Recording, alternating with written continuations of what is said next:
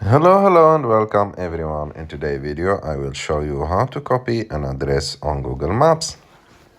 To do this it's very simple.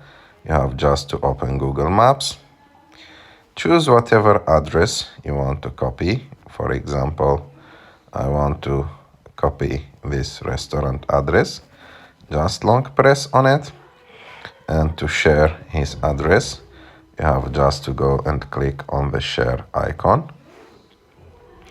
And after that, you can copy the address from here, and the address is copied now, and you can send it to any person that you want on any social media platform. I hope that you like this video. If you like this video, don't forget to subscribe to our channel, to like this video, and see you in the next one.